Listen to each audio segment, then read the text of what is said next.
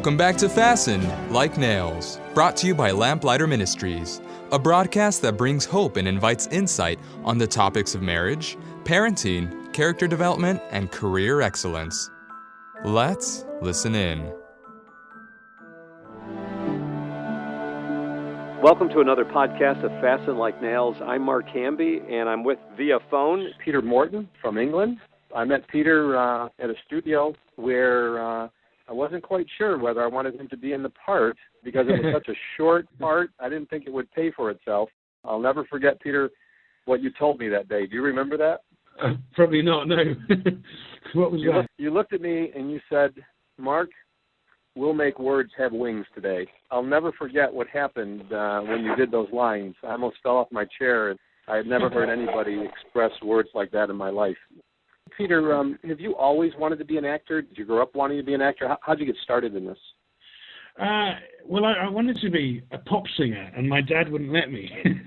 And gradually I realized the sense in what he was saying. And so, but I've always wanted to work in the arts, and music is still a very important part of my life, and a very important part of acting, because in some ways there is a music to the way that words and lines happen. So I never really gave up on that.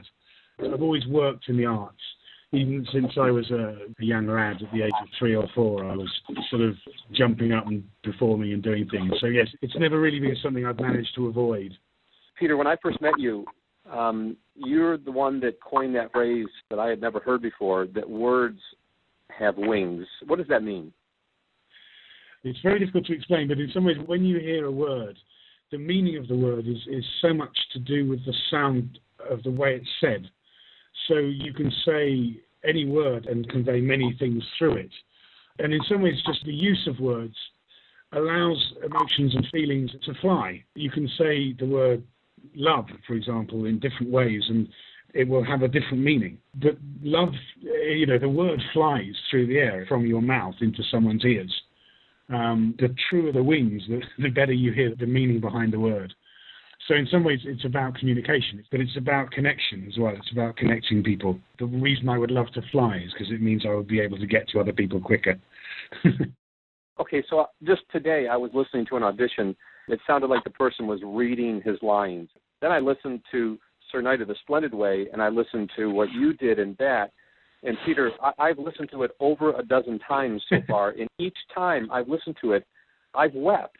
And I've wept because of the way that you used words to express feelings that brought me to the very place that I was listening to. So how do the listeners here, that maybe they're going to go into acting, or maybe they're in radio broadcasting, how do they develop this kind of skills that enables them to make words fly like you do? How do they develop that? I think every word has to change the other person. I don't believe we ever speak in real life unless we're trying to change the other person. The scene you're in is never the scene you want to play. So you're always trying to change the scene. If you're in a scene where someone's dying, you're trying to stop them dying. Or if you're in a scene where someone's in despair, you're trying to save them from despair. And so the words you use are always secondary to what you're trying to do with them, if that makes sense. Wow, so that's beautiful. It's not really trying to make the words sound as if that's the way you'd say them. It's trying to use the words to do something with them. It always means then that you don't have to think about the way they sound. All you're trying to do is think about what you're doing with the words. Wow, that's great. Tell our listeners then what you gave me an illustration about. You played the servant and someone else was playing the king. Yeah. What would you do as your role as the servant?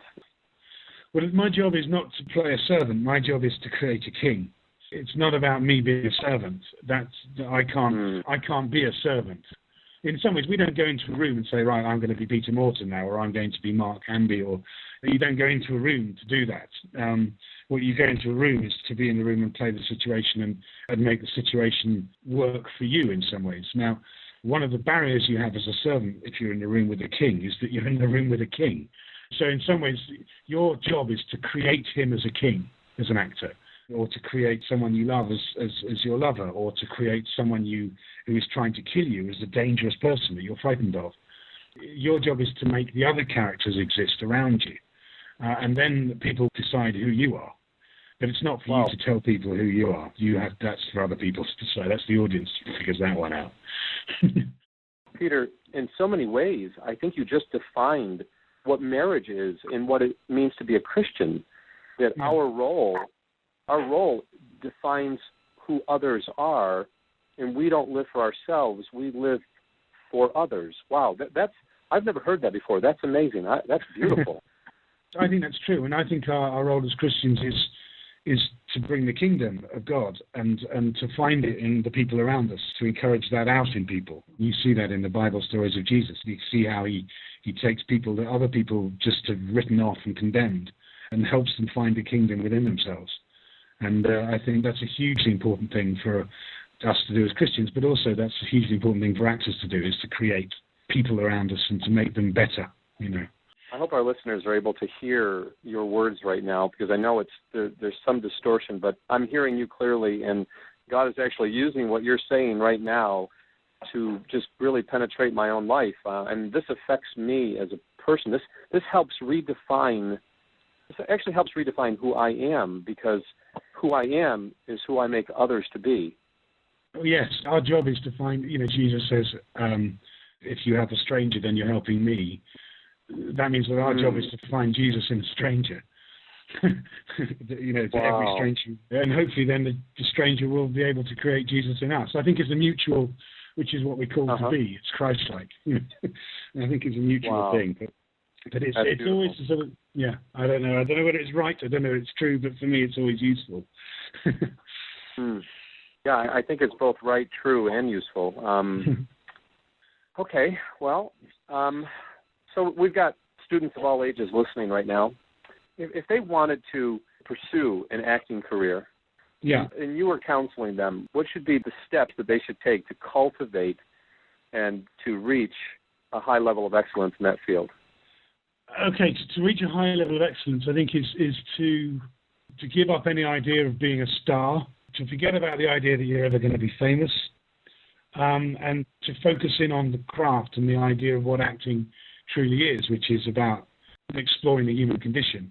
I think it has to be a vocation. I don't think the first thing I'd say to anybody that's thinking of being an actor is try to do everything else first. And if you're still stuck with wanting to be an actor, then probably it's not a bad idea for you to try. Because partly it's an incredibly difficult profession and it's incredibly competitive, and the hardest bit about being an actor is the fact that most of the time you're not getting to be one. You're out of work or you're struggling to find work.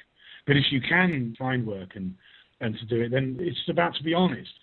Not just the good parts of who you are, but also you have to kind of go into the dark side of who you are. Because there's no personality on the planet that doesn't have both elements.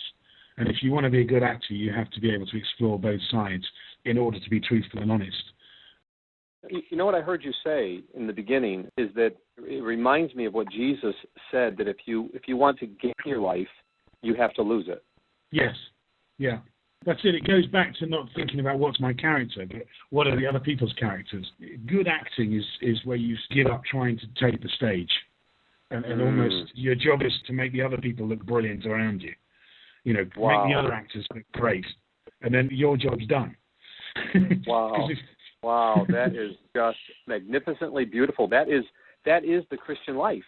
That is marriage. That is relationship. That is what Christ. That is how He wants us to live our lives. That we give up our lives to serve others. In fact, that's where the Greek word hupomene, it's the Greek word for submission.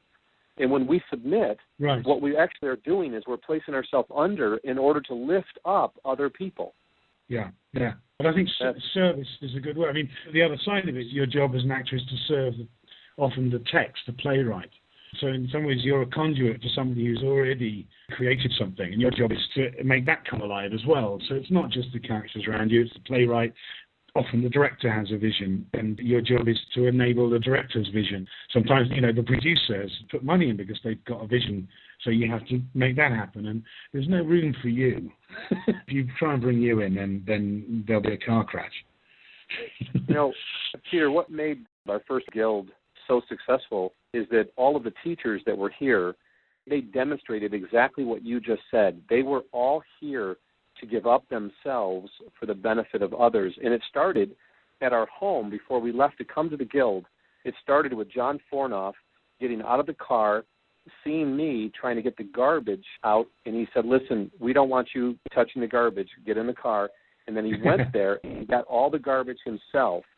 He was defining the role of me by him becoming a servant, and it was just, I was blown away. It started with servanthood, and it ended in glory, and I think that's why God honored it so much.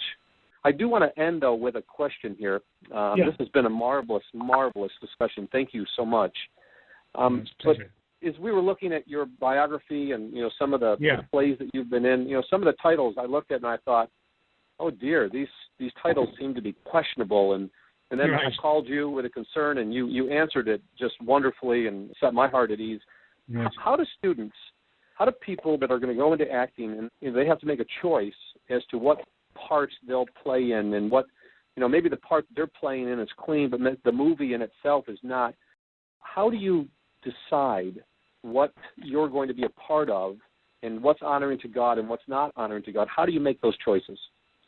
Yeah, it's a tough one because, you do have to make them, and I have had to turn things down in the past just because I didn't feel able to be part of it for one reason or another. For me, it's not about playing an evil or bad character. I don't have a problem playing an evil or bad character because in any story, those things have to be shown. If you were going to portray the Passion, somebody has to play the centurion that crucifies Jesus in order to tell the story. So I have no problem in some ways playing evil. My question arises when I see either that the evil is glorified and saying that it's a good thing, then I wouldn't be able to feel part of it.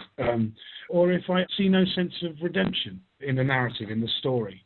If I can see a sense of redemption, then I'm happy to take part, even however horrific the part is.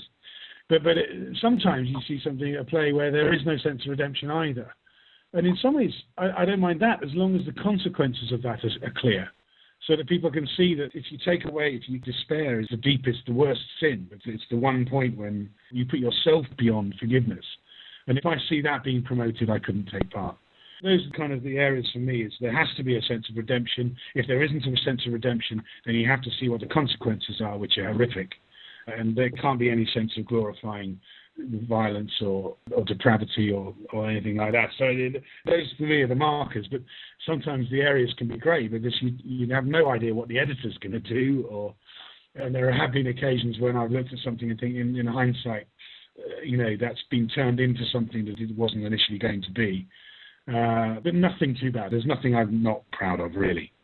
But it's a difficult chat. You do have to sometimes be discerning. Yeah.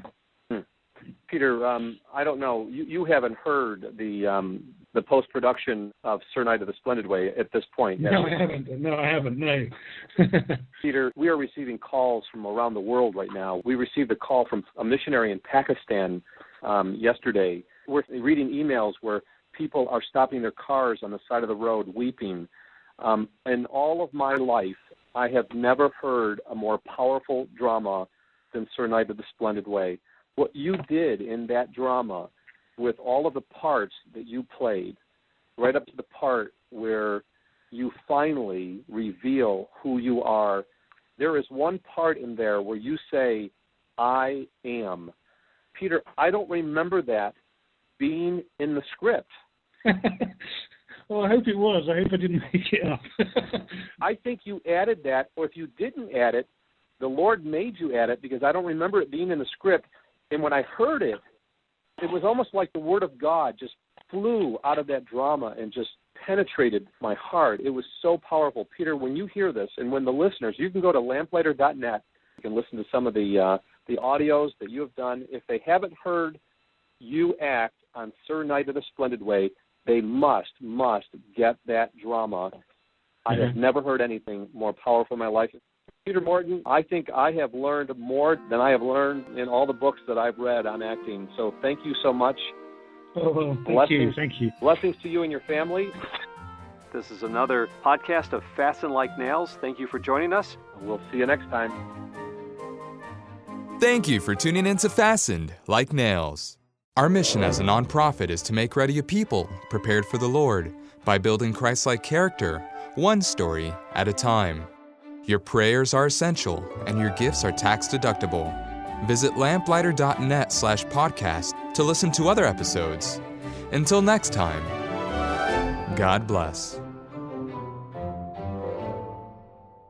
Get ready for a spiritual action-adventure story like no other. Thou knowest the call.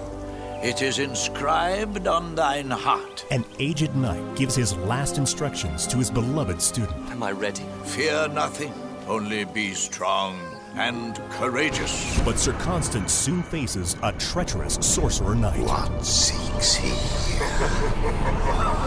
He seeks the king's city, and who has ever found it? In the name of the king, I can do all! And now, rise, Sir Constant, Knight of the Splendid Way. Wilt thou surrender thy sword, or shall it be battle first? Fool that I was! Sir Knight of the Splendid Way on the next Lamplighter Theatre.